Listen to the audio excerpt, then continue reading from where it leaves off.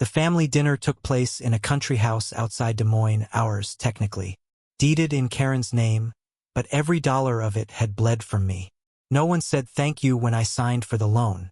No one looked at me when the roof caved in and I paid cash for the repair. Now they sat around the long oak table like they built it with their own hands. Their voices filled the room as if I weren't even there. Ethan had his elbows on the table, fork spinning circles in his mashed potatoes. Lily laughed too loud at something only she found funny. Karen kept her eyes down on her plate, carving the chicken into precise little pieces, like it was her job to disappear into the food. We were supposed to be celebrating. Some contrived excuse for togetherness. A weekend away before Ethan went back to college, before Lily started her summer internship, before Karen forgot how to pretend. I'd grilled the meat, set the table, poured the wine. I'd fixed the leaky sink that morning, replaced the broken screen door the night before. I had earned a seat at that table more than any of them. But nobody saw me. Not really. The conversation drifted. Lily talked about some coworker who thought she looked like Natalie Portman, and Ethan made fun of her in that casual, bored tone of his that always sounded just a bit too rehearsed.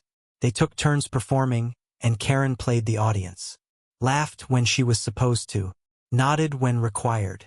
I sat there like a man waiting for a trial that had already been decided. That's when Ethan said it. "You don't get to decide anything," he muttered, without raising his voice, without looking at me.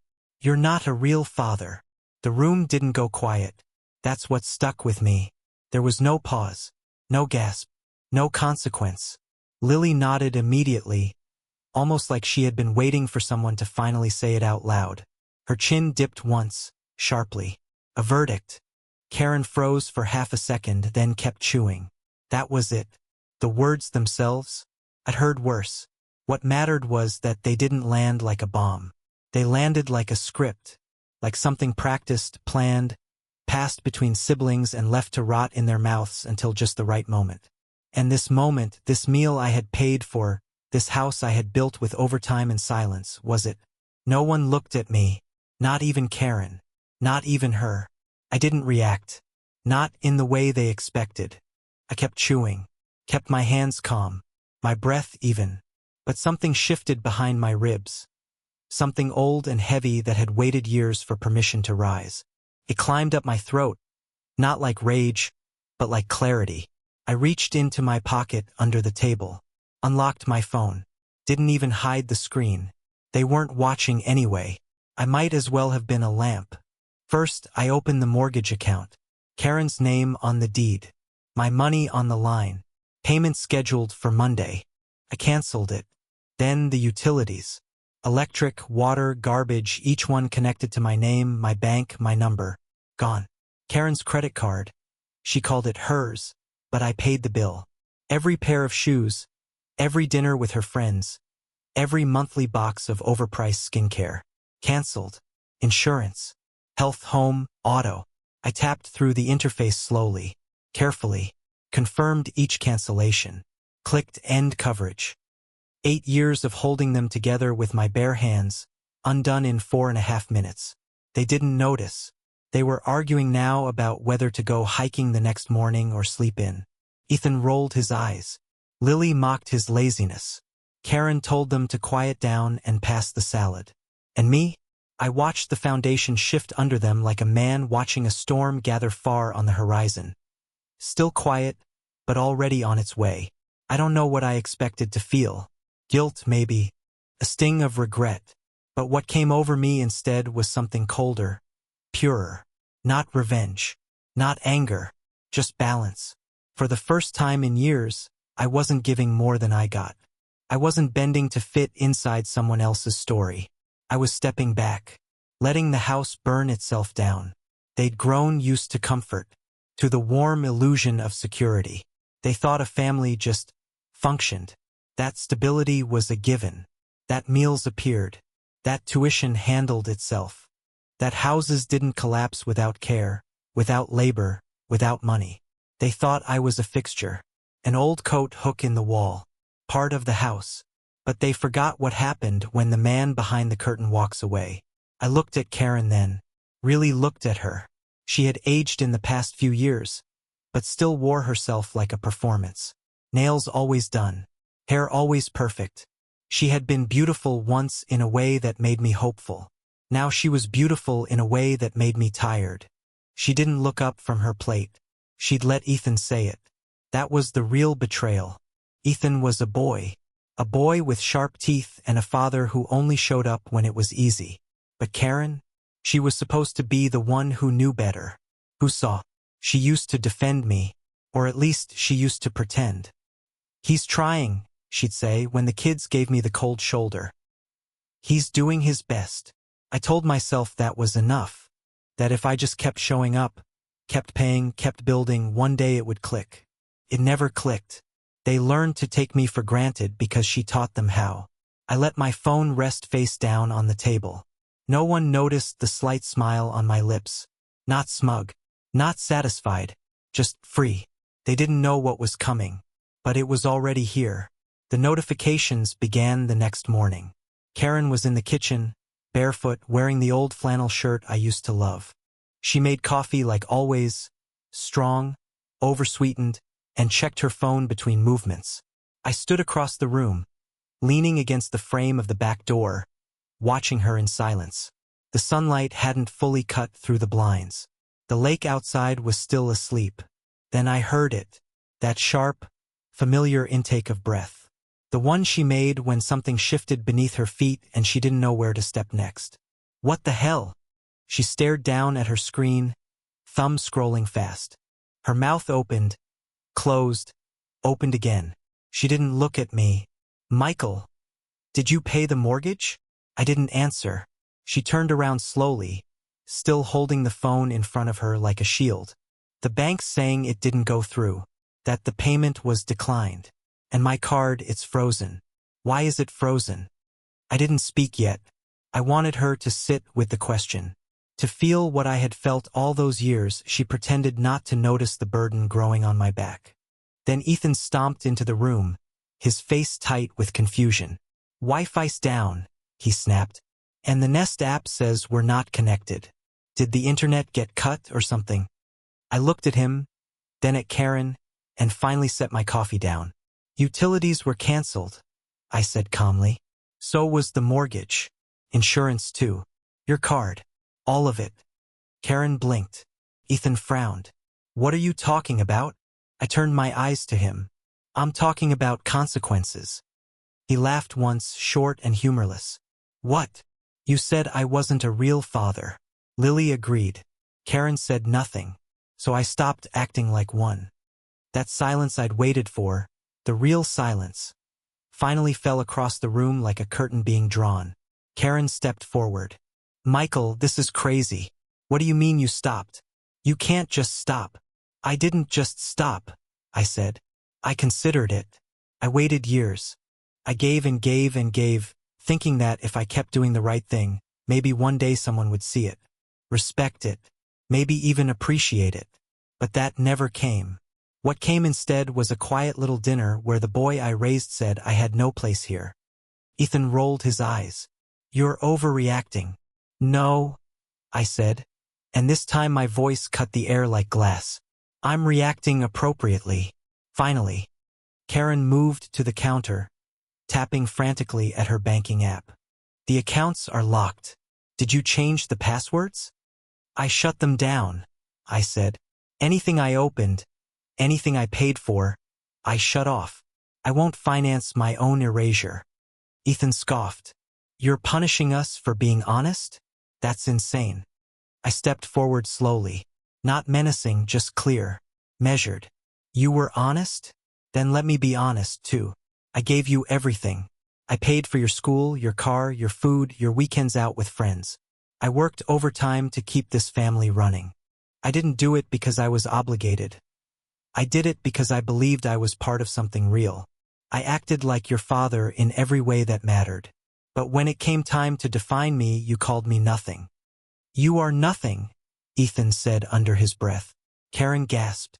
But I didn't flinch. I only nodded once. Then let me show you how little nothing provides. I left the room. Karen followed, still pleading, still half in denial. "You're not thinking clearly," she said behind me. "You're upset. But this isn't you. You don't walk away." I turned in the hallway. She was standing there in that shirt, the one I had once bought for her on a cold night in Minnesota, years ago. Now it just looked like a costume. "You're wrong," I said. "This is me finally walking away." That evening, the ripple hit deeper. Lily came back from town, earbuds in, coffee in hand, and immediately picked up the tension. She dumped her bag on the couch and glanced between us. "What happened?" Ethan launched into a furious recap. His voice pitched with panic now, less certainty. "He canceled everything. The mortgage, Mom's card. My rent's due next week and I don't even know if my bank account still works." Lily raised an eyebrow. "Why?" "Because we said he wasn't our dad," Ethan snapped. "So now he's proving a point." She didn't react at first, just looked at Karen. "Did you stop him?" Karen didn't answer, and that told Lily everything. I was in the den when she finally confronted me. She stood in the doorway like she expected the walls to protect her. "You're being petty," she said flatly. "We didn't mean it." "Didn't you?" I asked. She shrugged. "It was just dinner. People say things." I stood, slowly, and crossed the room until we were face to face. "No. Children say things. Grown people live with the weight of their words." "You're still our stepdad," she tried. You just reminded me I wasn't real. So now your rent, your tuition, your insurance, none of that is real either." The next day brought the calls. The university office, the landlord, the auto insurance rep. One by one they came knocking, asking why the money had stopped, asking when it would resume. It wouldn't. Karen cornered me in the bedroom, eyes red from crying. "They're your family," she whispered. "No," I said. "They were your children. I was the one who tried to turn them into a family. But I'm done playing the substitute." She grabbed my hand. "Don't do this." I looked at her hand, then back at her face. I saw nothing left to hold. I already did. That night the house was quiet. No laughter, no music, just the sound of Ethan pacing upstairs, of Lily on the phone, of Karen crying in the bathroom. I lay on the couch. Lights off, curtains open. The lake reflected nothing. And for the first time in years, I let the silence mean something. By Monday, the house was unraveling. The calls doubled, then tripled. Ethan stood in the kitchen in the same wrinkled hoodie he'd worn for 3 days, pacing with his phone glued to his ear, arguing with someone at the university's financial aid office. He kept repeating the same thing like it would eventually turn true. "There has to be a mistake. The payment was always automatic." Not anymore. Lily was on the porch, fingers flying over her laptop, trying to log into her student loan portal. Her voice cracked when she called through the screen door to Karen. "Mom, did you change the FAFSA info? My account's frozen. They're saying I'm unverified." Karen didn't answer. She stood at the sink, washing the same glass 3 times, staring out at the lake like it might offer some kind of guidance. But lakes don't speak. They only reflect. I sat in the living room with the mail stacked beside me, unopened. I didn't need to read it. I already knew what it said. Missed payments, terminations, balances due, the paper trail of a family's collapse. Small white envelopes carrying consequences no one had believed in until they arrived. Ethan finally snapped. He slammed his phone down on the counter so hard it cracked the edge of the granite. "Are you seriously just going to sit there?" he barked. "You're really doing this?" I didn't look up. "I already did it. I have midterms next week. Do you get that? They're going to freeze my classes. I'll lose the semester." "That's between you and the man you called your real father." His jaw clenched, his fists too. "He won't pay. You know that." "I do," I said quietly. "And now so do you." Lily stepped inside, face pale, lips trembling. "Michael, please, I need that letter for my student housing. They won't let me register for next year unless the balance is cleared." I turned to her slowly.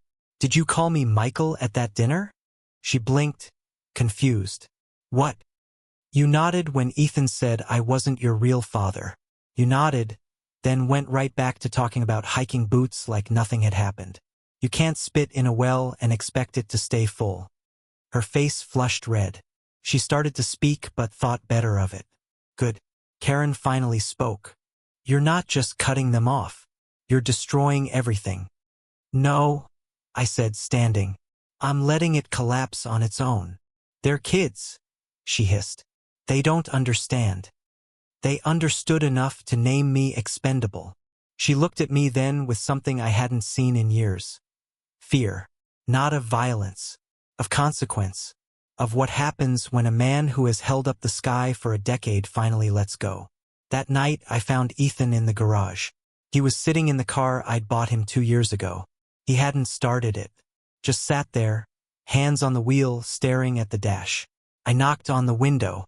He didn't move. I opened the door. The air inside smelled like old fast food and the cologne he wore to parties. I remembered the night I drove that car home, how proud I was to give him something reliable. He'd hugged me then, called me Dad, just once. But I remembered. You know it doesn't have insurance anymore, I said. He didn't look at me. I'm not stupid. I waited. He stayed silent. Then, quietly, he didn't answer. I said nothing. Todd, he muttered. I called him, left a voicemail. He texted back, said he's got things going on, that he'd try to look into it next month. I nodded slowly. He's not going to help, is he? I shook my head. No. He gripped the wheel tighter. So what now? That's up to you.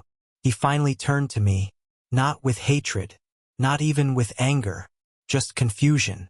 Like the world had shifted underneath him and he'd realized there was no railing to grab. You said you were my dad, he whispered. You acted like one. I did, I said. Every damn day. Then how can you just walk away? I leaned down so we were eye to eye. Because I was your father by action, not by title. And when you erased the action, the title was all I had left. You made it meaningless. He turned back to the wheel. I left him there. Tuesday brought the storm Karen had been trying to hold back. She confronted me in the hallway, blocking the stairs, voice sharp with desperation. They're falling apart, she said. They're making calls all day. They're crying. Is that what you wanted? To watch them beg? No, I said. I wanted them to think before they spoke. That dinner was your chance to stop it. You let them define me out of their lives. I'm just following their logic. They didn't mean it. Then they shouldn't have said it. Her hands balled into fists. So what now? You're just going to let everything burn? No, I said. I'm just done pouring water on fires no one else wants to put out. Michael, she started, but I stepped past her. In our bedroom, I pulled out the manila folder I hadn't touched in years. The one with my own documents, my own goals, retirement plans, a small cabin up north I'd always dreamed of. I began writing numbers, calculations, things I had long delayed because of someone else's needs. This time, the math was only for me. That evening, Lily tried again. She knocked on my office door and opened it before I answered. Her eyes were rimmed red. I was wrong, she said. We were all wrong. I didn't respond. I didn't mean it. I was just agreeing with Ethan. He's always so confident. And I didn't want to argue. You didn't have to agree. You could have stood up. I was scared, she whispered. So was I. For 10 years, I was scared I'd never be enough. But I kept showing up. And you watched me break my back for this family and still chose silence. Tears ran down her cheeks. Please, I can't lose my scholarship. I can't go back home to Dad. There's nothing there. I nodded. I know. Then why? Because you made your choice. And now you get to live in the world you built with your words. She stood there for a long time, then left. By Wednesday, the house sounded different. No music. No arguments. Just the sound of people who had seen the truth of what they had destroyed. Karen stopped asking. She moved around the house like a ghost now, quiet, pale, her eyes avoiding mine. Sometimes I heard her on the phone with Todd. Her voice was always tight, Short calls. Never productive. I knew why. Todd had always been the legend. The absence that gave them freedom. He could do no wrong because he never did anything. And now that they needed him, they discovered the truth I had carried for years, that he was a shadow, not a man. And me? I was the one who stayed, who carried, who built, until I didn't. Thursday, a letter came for Ethan. From the university. It sat on the counter for hours before he picked it up. He didn't open it in front of us. He took it to his room quietly, but I saw it later on the hallway floor. Academic suspension. Tuition unpaid. Enrollment paused. Karen wept behind a closed door that night. I didn't go in, because this was what it looked like when responsibility walked out. Not with a bang, but with empty mailboxes and frozen bank cards. With the slow, heavy realization that someone else had always been holding the floor steady, and now the house leaned without him. I made dinner Friday night. Just pasta. Set the table. For plates. No one came down. Ate alone. Again. But this time the silence didn't sting. It spoke. And what it said was this. They had always needed me more than they wanted to admit. And now, they understood that need. Too late. The weekend passed in a haze of silence and avoidance. No one spoke unless necessary. Karen cooked once, grilled cheese, then left the skillet in the sink and walked out of the kitchen before it cooled. Ethan took showers late at night when the house was quiet. Lily disappeared into the backyard with her phone and a blanket and stared up at the sky like it might give her answers I never could. Nobody looked me in the eye. It had finally happened. I had become what they always treated me like. Invisible. And somehow that was easier than being seen and resented. By Sunday morning, the house felt like a hotel lobby after checkout. Stale air, nothing personal left behind, only the lingering scent of arguments and things unsaid. I stood in the living room, watching dust float through the beams of sunlight coming through the cracked blinds, and I realized something. I had lived in this house, but I had never lived in peace. Every year I told myself it would get better, that Lily would warm up, that Ethan would come around, that Karen would stop making excuses for them and start expecting more, that they'd notice the dinners I cooked, the tires I rotated, the tuition I moved quietly from one account to another without ever asking for thanks. But they hadn't, and they wouldn't. It took one sentence, one dinner, to expose what had always been true. I was never part of their story. I was only the scaffolding. That morning, I went into the guest room. My room now, since Karen had started closing our bedroom door, and opened the small fireproof box under the bed. Inside were my documents. Originals. Deeds, account statements, insurance policies. Things no one had asked about. Things no one had ever said thank you for. I packed a bag. Not large. Just enough for a week. Karen didn't hear me leave. Or if she did, she didn't stop me. I drove north. No destination. Just away. The air felt lighter the farther I went. My grip on the wheel loosened. My thoughts sharpened. I stopped at a diner somewhere outside of Ames, sat at the counter, and ordered eggs and black coffee. Nobody knew me. Nobody expected anything. It was the first real breath I'd taken in years. I rented a motel for the night. Didn't check in under my full name. I didn't need to disappear. I just needed to be somewhere that didn't carry the weight of ungrateful mouths. By the second day, the calls started. Karen first. Voicemails. No apology. Just questions. Where are you?